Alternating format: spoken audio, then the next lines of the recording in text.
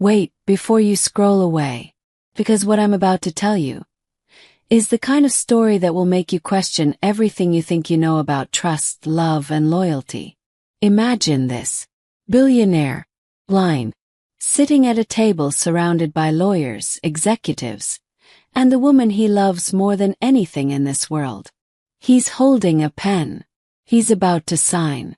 And in that one single moment, everything he has ever built, every dollar, every sacrifice, every sleepless night, is about to be stolen from him by the woman sitting right next to him, smiling. Nobody in that room said a word. The lawyers stayed quiet. The executives looked away. Grown men and women. And not one of them had the courage to speak. But then, a tiny voice broke the silence. A 3-year-old little girl. Stay with me, because this story will change the way you see the world. Hey beautiful people. Welcome back to the channel. And if you're new here, welcome to the family. I'm so glad you found this place. Real quick, drop a comment right now and tell me, where in the world are you watching from? I read every single one, and honestly, seeing where you all come from never gets old. And if stories like this move you, if they make you feel something real, hit that subscribe button. Because we tell stories here that actually matter. Stories about real human courage, love, and truth. Now, let's get into it. Because this story, it starts with a man who lost his sight, but almost lost everything else too. Some people say that losing your sight is the worst thing that can happen to a person. But what if losing your sight was the thing that finally showed you who people really were? Alaric Voss was not born into wealth. He built everything himself, brick by brick, year by year, with a kind of quiet, stubborn determination that most people talk about but very few people actually live. By the time he turned 40, his name was spoken in boardrooms across the country. His company employed thousands of people. His investments touched industries from clean energy to medical technology. Forbes had written about him twice. Morning news anchors dropped his name like punctuation. But if you ask the people who actually knew Alaric Voss, the security guard at the front gate, the kitchen staff at his estate, the gardener who trimmed the hedgerows every Tuesday morning, they would tell you something the magazines never printed. He was kind. Not the performance kind of kind. Not the kind you put in a press release. The genuine kind. The kind where he remembered the gardener's wife's surgery date and asked about it the following week. The kind where he made sure every employee on his property had full health coverage. Not because his lawyers told him to, but because he believed it was right. Alaric Voss was, in every sense of the word, a good man. And then, 6 months before our story begins, on a quiet Tuesday evening in November, everything changed. The accident happened on a stretch of highway just outside the city. Rain. Darkness. A curve in the road that came too fast. That's the version the police report told. That's the version Alaric was given when he woke up in a hospital bed 3 days later. He woke up to voices he could hear but faces he could no longer see. The doctors were gentle when they told him. Severe trauma to the optic nerve. Permanent. Irreversible. He lay still for a long time after they left the room. He didn't cry. Not right away. He just lay there in that strange new darkness and breathed. In and out. In and out. The world he had built with his own eyes was gone now, and he had to figure out how to live in the one that remained. What got him through those first terrible weeks was her. Celeste Blackwood. She had been in his life for just over a year when the accident happened. Beautiful in the way that makes strangers stop talking mid-sentence. Elegant. Polished. She moved through rooms the way candlelight does, drawing attention without seeming to try. She came from a wealthy family with old social connections, and when she and Alaric first appeared together at a charity gala, the society pages practically wrote themselves. After the accident, Celeste stepped into a new role without hesitation. She took charge of his schedule. She managed his correspondence. She sat beside him during medical appointments and held his hand during the hard moments. She read documents to him. She guided him through rooms. She became, in every visible way, his anchor. And Alaric, who had always prided himself on reading people accurately, trusted her completely. How could he not? She was right there. Every single day. Every moment he needed someone. He couldn't see the slight curl at the corner of her mouth when she thought no one was watching. He couldn't see the way her eyes moved, calculating, measuring, assessing, when she walked through his study surrounded by shelves of financial records. He couldn't see any of it.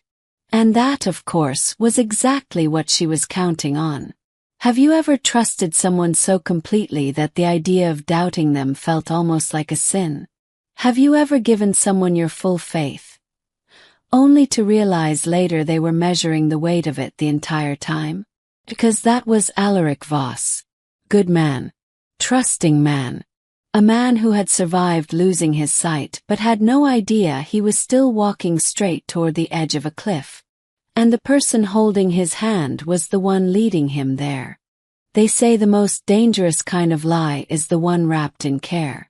Because when someone is hurting, they reach for whoever feels safe. And some people know exactly how to feel safe. While Alaric was still learning to navigate his new world, learning which hallway turned left, which step on the staircase creaked, how to tell his morning coffee from his evening tea by the warmth of the cup, Celeste Blackwood was quietly, methodically, building something else entirely. Nobody saw it at first. Why would they? She was the devoted fiancée. She attended every meeting at his side. She spoke on his behalf with warmth and apparent humility. She deflected praise graciously and redirected it toward Alaric at every opportunity. In public, she was the picture of a woman in love, selflessly committed to the man she was going to marry. In private, she was something else entirely. Celeste had a private office on the east wing of the Voss estate, a room she had claimed early in her role as caretaker and slowly transformed into something almost entirely her own. Floor-to-ceiling bookshelves lined with legal binders. A desk covered in documents, timelines, and spreadsheets. A second phone she used only for certain calls. A calendar marked not with couples' dinners and romantic plans, but with deadlines, names, and transaction dates. Her plan had been building for months. Began with small moves. Quiet ones. She started isolating Alaric from certain people. Old friends who called too often, business advisors who asked too many questions, family members who visited unexpectedly. She did it gracefully, always with a good reason ready. He's exhausted today. The doctors say he needs rest. He's not up for visitors right now. Little by little, the circle around Alaric tightened. Then she found her partners. The first was a lawyer named Marcus Trent, brilliant, ambitious, and deeply in debt after a failed investment that had nearly destroyed his career. Celeste found him at exactly the right moment. She offered him a way out and a percentage of what they stood to gain. He accepted before she finished the sentence. The second was a company executive named Gerald Finch, a board member who had spent 15 years watching Alaric succeed while quietly resenting every moment of it. Celeste didn't have to convince Gerald very hard. Some bitterness is just waiting for an invitation. Together, the three of them built a structure of financial fraud so carefully layered that on the surface, it looked like routine business paperwork. Asset transfer documents disguised as protective financial arrangements. Share reclassification agreements buried inside routine board resolutions. Authorization letters that, once signed, would quietly redirect millions of dollars from Alaric's personal accounts into new holding companies. Companies that existed on paper only, and that Celeste controlled through third parties. It was brilliant in a cold and terrible way. And the whole thing hinged on one moment. One signature. from a man who couldn't see what he was signing. Celeste had even planned the moment carefully. Formal gathering. Lawyers and executives present to make everything feel official and normal. Alaric surrounded by familiar voices so he felt safe. Documents presented calmly, described as protective measures, future planning, responsible management of his affairs. She had rehearsed her explanation a dozen times. She knew exactly which words would make him feel reassured. She knew his rhythms. She knew when he was tense and when he was relaxed.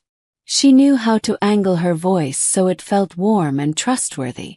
She had studied this man like a map. And she genuinely believed that she had thought of everything. There was only one thing Celeste Blackwood did not account for. She didn't account for a 3-year-old girl playing hide-and-seek on a Tuesday afternoon. What would you have done if you were in Alohan's position? Suspecting something terrible but having no proof, no power, and everything to lose. Sometimes the hardest thing in the world isn't knowing the truth. It's deciding what to do with it. But let's meet that little girl first. And her mother. Because their story is just as important as his. Sometimes truth doesn't arrive in a dramatic flash. Sometimes it arrives quietly. Carried in the small hands of someone nobody thought to watch. Alohan Hart had been working at the Voss estate for just over 2 years. She was 29 years old, a single mother, and the kind of person who could be invisible in a room if she chose to be.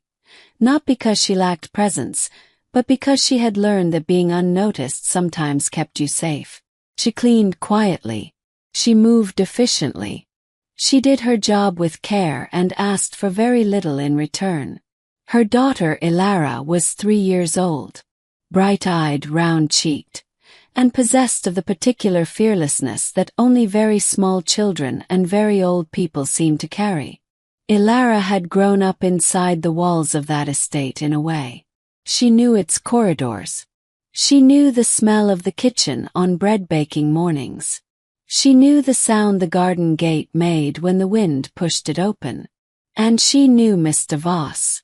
She had met him early before the accident, when he'd crouched down to her level one afternoon and asked her what her favorite animal was. She had told him it was a turtle very seriously, because turtles carried their homes on their backs. He had laughed at that, a real laugh, warm and surprised, and from that day forward whenever he passed through the kitchen wing, he would call out softly, "How is the turtle girl today?" After the accident, Ilara noticed things had changed. Not the big things. She was 3, she didn't understand blindness or business documents. But she noticed the small things. She noticed that Mr. Voss looked different now. Quieter. Like he was always listening harder than everyone else. She noticed that the pretty lady who stayed close to him didn't always look the same when Mr. Voss couldn't see her face. When she held his arm in the hallway, her face was soft and warm. But in the moments between when she turned away, something else passed across her features. Something Ilara couldn't name. Children don't have words for everything they understand. But they understand far more than we give them credit for. On the afternoon that changed everything, Ilara was playing hide and seek with herself, which is a game that only makes sense if you are 3 years old and have a very good imagination. She was searching for the perfect hiding place, the kind that was small and tucked and completely secret. She wandered down the East Wing corridor. She had never been told not to go there. Nobody had thought to tell her. She was 3. She was invisible. The door to Celeste's office was slightly open. Just a few inches. Enough for a small person to hear everything without being seen. Inside, Celeste was on the phone. Her voice was different than usual. Harder, flatter, like the warm layer had been peeled back to show what was underneath. Ilara pressed herself against the wall and listened. She didn't understand all of it. She didn't understand what transfer of assets meant, or power of attorney, or signing ceremony. But she understood some things. She understood tomorrow. She understood everything he owns becomes mine. She understood the laugh that followed, high and sharp and satisfied. And she understood with the clear, simple certainty that only children and animals possess, that the pretty lady was going to do something bad to Mr. Voss. She ran to find her mother. Eloan was folding linens in the laundry room when Elara burst through the door, breathless and wide-eyed, tugging at her sleeve. "Mama, the pretty lady is going to trick Mr. Voss," he said tomorrow. "She's going to take everything from him." Eloan knelt down, looked at her daughter's face. Elara was not a child who invented dramas. She was not prone to wild stories. She was, if anything, unusually serious for her age. Eloan's hands went still on the sheet she was holding. "Tell me exactly what you heard." And Elara did, word by word, with the clear, unfiltered recall that small children have before the world teaches them to second-guess their own memories. Eloan sat down slowly on the edge of the laundry basket. Her mind raced. She was a maid. She had no power, no status, no proof. If she walked up to Alaric Voss and accused his fiancée of fraud based on what her 3-year-old overheard through a cracked office door, she would be dismissed before she finished the sentence. She would lose her job. She would lose her housing. She would lose everything she had worked so hard to hold together. And Celeste, beautiful, well-connected, powerful Celeste, would make sure of it. What would you do? If you had everything to lose and no one to back you up, but you knew something was terribly, dangerously wrong, what would you do? Eloan spent that entire night unable to sleep. She ran through every option. She thought about calling someone, but who? She thought about finding proof, but how? She thought about saying nothing and keeping her daughter safe. But then she thought about Alaric Voss, kneeling down to ask her daughter about her favorite animal, laughing a real laugh, a good man living inside a beautiful trap. And she thought, if it were me sitting blind at that table, if it were me about to sign away my life. She made her decision before sunrise. She didn't know how things would unfold. She didn't have a plan. But she knew she couldn't stay silent. What she didn't know yet was that she wouldn't have to say a word. Because Elara had already decided what she was going to do. They planned for every possibility. Lawyers, witnesses, prepared documents, rehearsed explanations. They planned for everything, except one small, brave 3-year-old girl. The morning of the signing ceremony arrived like any other morning at the Voss estate. The kitchen smelled of fresh coffee. The gardens glittered with dew. The morning light came through the tall eastern windows in long, warm panels that stretched across the marble floors. But inside the grand conference hall, something else was being prepared. Staff arranged chairs. Assistants laid out documents in careful order. Water glasses were placed precisely at each setting. Celeste arrived early, dressed in deep charcoal gray. Elegant, composed, every inch the professional and devoted partner. She reviewed the document stack with Marcus Trent one final time. He nodded. She adjusted a single page. Her face betrayed nothing. Executives and lawyers filed in gradually. Board members who had been briefed on the protective restructuring of assets. Family associates who had no idea what the documents actually contained. The room buzzed with the low, professional murmur of important people gathered for what they believed was routine business. Alaric was guided into the room by his personal assistant. He was dressed in a dark navy suit. His face was calm, attentive. Even without his sight, he carried himself with the particular gravity of a man who commanded respect, the kind that didn't come from a title or a net worth, but from something deeper. From the way he listened. From the stillness he carried. Celeste moved to his side immediately. Her hand rested on his arm.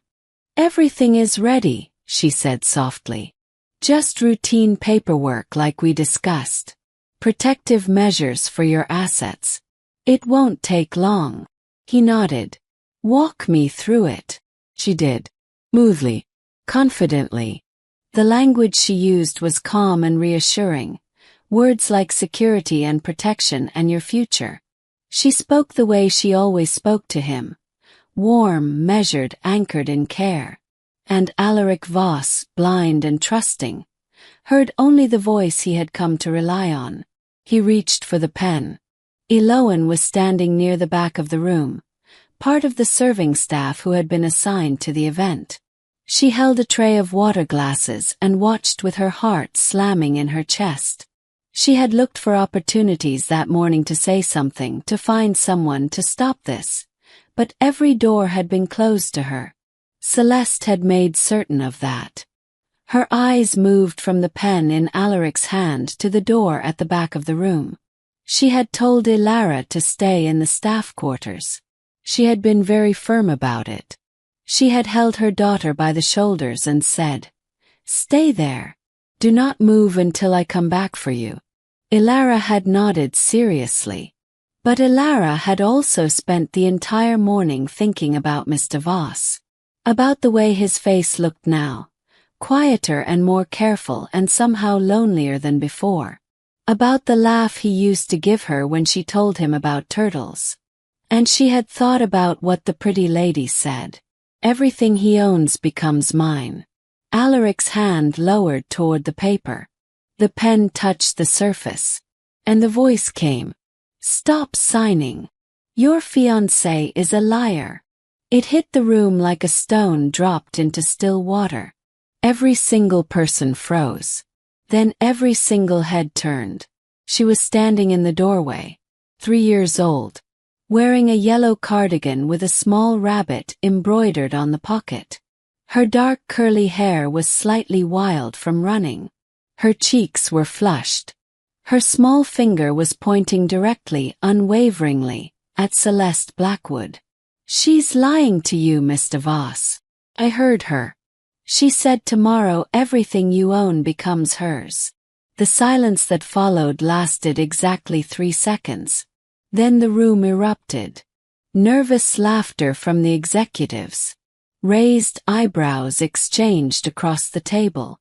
Someone murmured something about the help. Celeste's composure slipped for just a fraction of a second. Her eyes went sharp and cold, before she smoothed it back into a polished, indulgent smile. "She's a child," Celeste said quietly, a slight laugh in her voice. "Alaric, I am so sorry." "Let her speak." His voice, low, absolute. The room went silent again. Alaric had not moved. The pen was still in his hand, still hovering above the paper.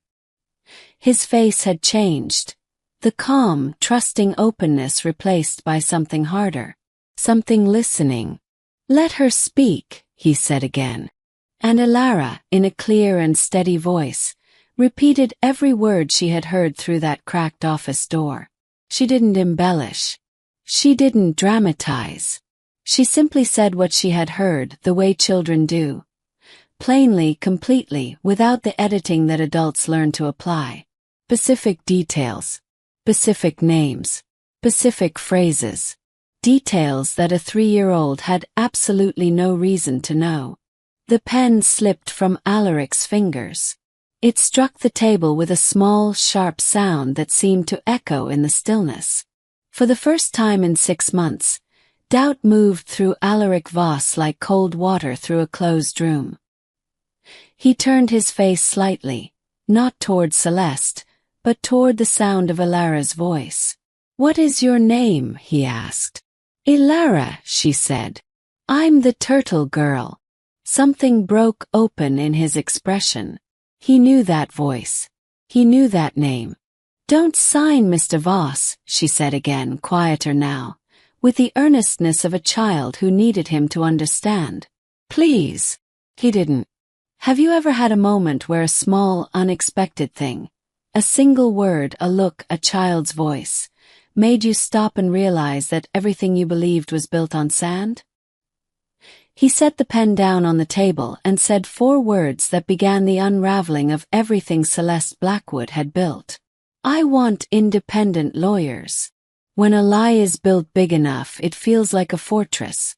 Impenetrable, untouchable. But every fortress has a foundation. And when the foundation cracks even a little, the whole thing falls. The next 48 hours inside the Voss estate moved with the speed and the particular cold efficiency of a machine that had been waiting to run. Alaric's first call was to his own legal team, a separate firm from the one Marcus Trent worked for, lawyers who had represented him since the early days of his business career and who had been gradually, quietly excluded from his inner circle over the past several months. When they arrived, they came with everything they needed.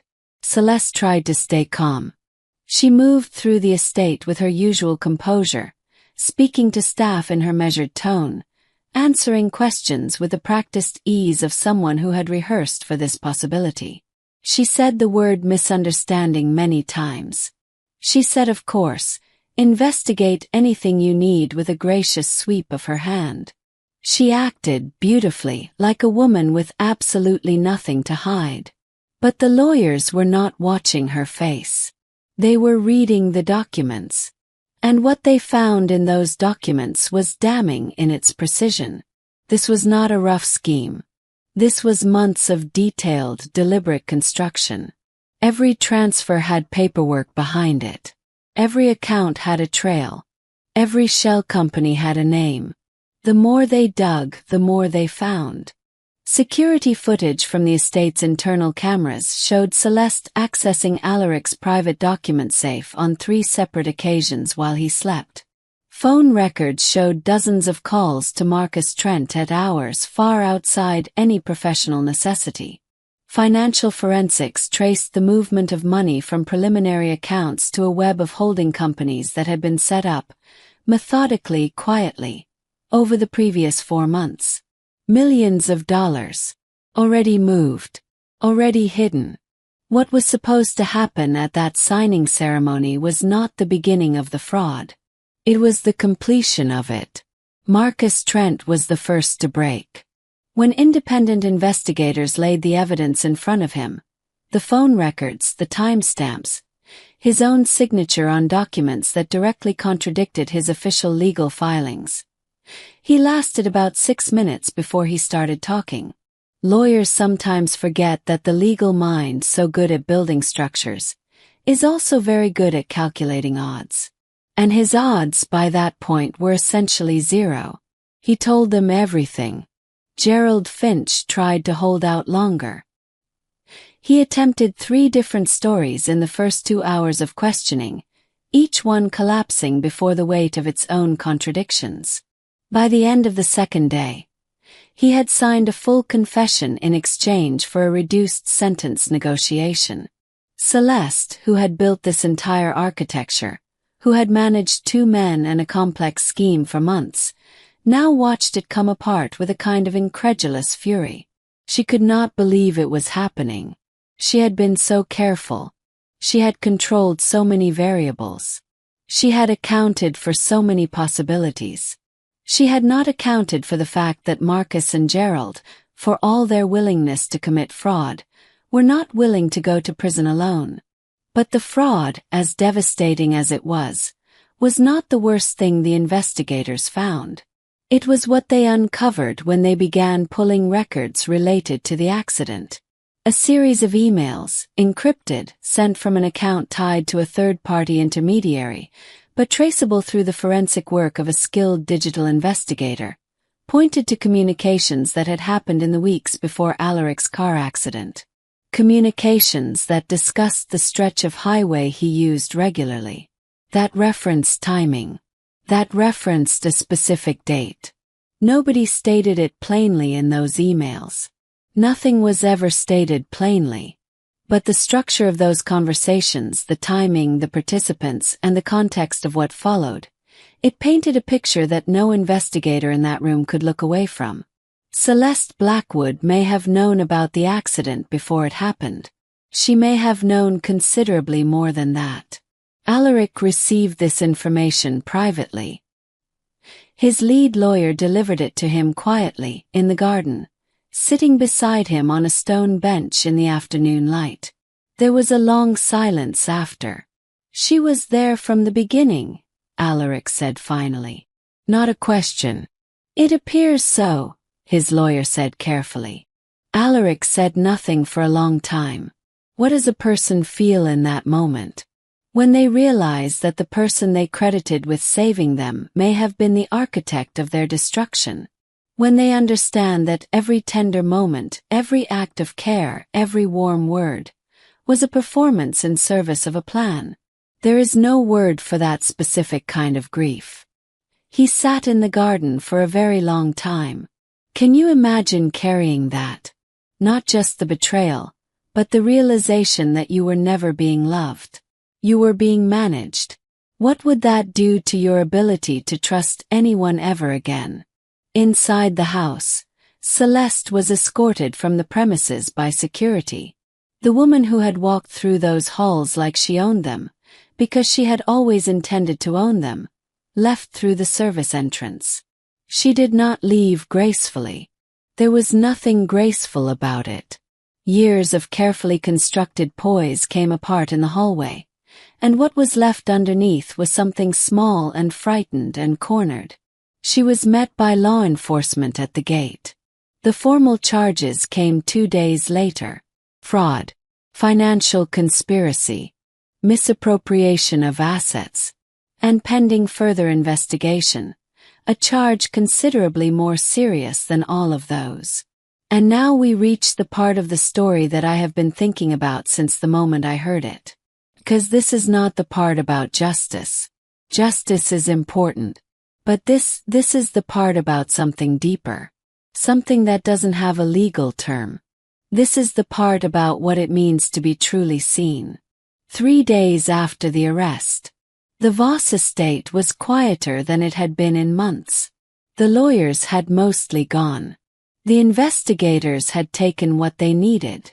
The executives had scattered, some to cooperate with authorities, some to manage the fallout from the exposure. The press was gathering at the gates, but inside the walls, there was a kind of post-storm stillness. Alaric asked to see them, not through a formal request. He found Eloan himself, guided to the kitchen wing by his assistant, moving slowly but steadily down the corridor he was still learning by touch and sound. He stood in the kitchen doorway and asked, in a quiet voice, if Eloan and Ilara would come to the garden with him.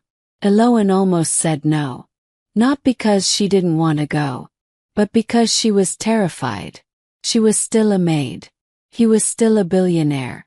And she had spent 3 days waiting for someone to tell her that her presence on the estate was no longer required, that regardless of what her daughter had done, the disruption was too great, the situation too complicated, and it was time for the Hearts to find somewhere else to be. But she looked at her daughter's face. Ilara was already moving toward Mr. Voss. She crossed the kitchen floor with that particular 3-year-old confidence that has no awareness of social hierarchy or professional boundaries, walked right up to him and took his hand. He stilled the moment he felt her small fingers curl around his. "Hi, Mr. Voss," she said. He inhaled slowly. "Hi, Ilara. Are we going to the garden? If you'll take me." She considered this very seriously. Then she said, "Okay, but walk slow. There's a step in the middle." He almost smiled. "I know." She led him to the step anyway. They walked to the garden, Ilara holding his hand, Eloan following close behind with her heart so full she could barely breathe, and settled near the fountain at the center, where the afternoon light came through the old oak trees in shifting dappled patterns. Alaric sat on the bench. He was quiet for a long moment.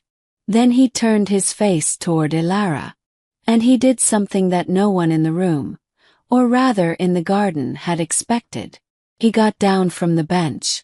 He knelt on the ground, in his perfectly tailored suit, on the stone path of his estate garden, kneeled before a 3-year-old girl. "Ilara," he said. His voice was not the voice of a billionaire in that moment. It was not the voice of a powerful man or a public figure or a person accustomed to commanding rooms. It was something smaller and more honest than any of that. It was the voice of someone who had almost been completely destroyed and had been saved by the last person anyone would have expected. "There were lawyers in that room," he said.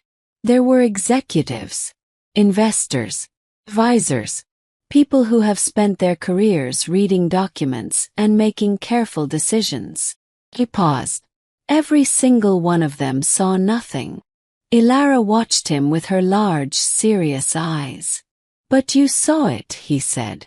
"You heard something and you understood what it meant. And you were brave enough to run into a room full of strangers and say so. Even when nobody was going to believe you. Even when it didn't make sense for anyone to listen." Ilara thought about this. "I didn't want the bad lady to trick you," she said. "Simply. Completely." He broke. It was quiet, the way real grief often is. Not dramatic. Not loud. Just his shoulders dropping and his head bending forward slightly and the tears moving down his face. Tears he had been holding since before the arrest. Since the garden conversation with his lawyer. Since he had understood the full scope of what had been done to him and how long it had been happening. He cried for the accident. He cried for the 6 months of careful manipulation. He cried for the loneliness of trusting the wrong person and being so completely wrong. He cried for the man he had been before all of it, the man who had looked at the world with open eyes and an open heart, and he cried because he did not yet know if that man would ever come back. And then Ilara did what 3-year-olds do. She closed the distance between them and put her small arms around his neck. She didn't say anything philosophical. She didn't offer a lesson or a perspective or a piece of wisdom. She just held on, the way children do, with their whole small bodies, completely and without reservation. He put his arms around her, and for a long moment they stayed just like that. Iloan stood a few feet away with her hand pressed over her mouth and tears streaming down her face and the absolute certain knowledge that she was watching something she would never forget for the rest of her life. In the weeks that followed, Alaric began to heal. Not quickly. Not easily. The news coverage was relentless. The legal proceedings were complicated and exhausting. There were days when the weight of it all pressed down on him with an almost physical force. There were nights when the darkness, the particular darkness of a man who could no longer see, who had been lied to in his most vulnerable state, felt like something he might not be able to carry. But Iloan and Ilara stayed. He asked them to. Not as employees. Not as staff. As people he trusted, which had become, in the aftermath of everything, the most precious and carefully given thing he had. He established an education trust fund for Ilara, fully funded, unconditional, covering everything she might ever need from school through university. He told Iloan that she and her daughter had a place in his life as long as they wanted one. He said these things plainly, without drama, the way a man says something he has thought about carefully and means completely. Iloan accepted.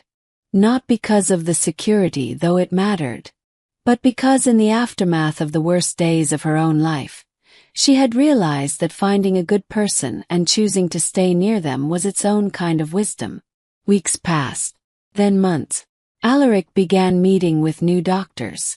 Experimental treatments. Small careful reasons for hope. His legal team worked to restore what had been stolen. Most of it could be recovered. Not all, but most. He began rebuilding his circle. Slowly, carefully, with the particular intentionality of a person who has learned in the most painful possible way that access and proximity are not the same thing as trust. And on a quiet autumn afternoon, when the garden had turned amber and gold and the air smelled of fallen leaves and coming cold, Alaric was sitting on the bench near the fountain with Alara beside him. She was telling him about something she had learned at her new preschool. Something about seeds and how they needed darkness to grow. He listened with the kind of attention he now gave to everything. Full, present, unhurried. "Mr. Voss," Alara said, in the particular tone she used for important questions. Are you happy now?" He was quiet for a moment. He thought about the question. Really thought about it. About the last year. About the accident and the darkness and the loneliness and the betrayal. About the pen hovering over the paper. About the small voice that had stopped everything. About the arms around his neck in the garden. He smiled. Not the careful, composed smile of a public figure. Real one. Small and certain and warm. "Because of you, Alara," he said. "I finally am." What this story leaves behind is not just the image of a man saved from fraud. It's the image of a 3-year-old girl who walked into a room full of powerful adults and told the truth. Not because she understood the legal stakes. Not because she calculated the risk. But because she knew something was wrong and she cared about someone who couldn't protect himself. She didn't have money. She didn't have status. She didn't have a title or a degree or a courtroom argument. She had honesty, and courage, and a heart that hadn't yet learned to stay quiet when something needed to be said. And that was enough to change everything. Here is the question I want to leave with you today, the one I keep coming back to. How many times in your life have you seen something, known something, felt something, and stayed quiet because you thought no one would listen? What might have changed if you had spoken anyway? Sometimes the smallest voice in the room is the most important one. Don't let yours go unheard. If this story moved you even a little, if it made you feel something real, please hit that like button right now. Costs you nothing and it means everything. Drop a comment below and tell me. Who is your Alara? Who is the person in your life who always tells you the truth, no matter what? And if you are not subscribed yet, come on. You belong here. Hit subscribe and ring the bell so you never miss a story like this one. We have more coming. Stories about courage. About love. About the quiet, extraordinary things that ordinary people do that change the world in ways nobody sees coming. I will see you in the next one.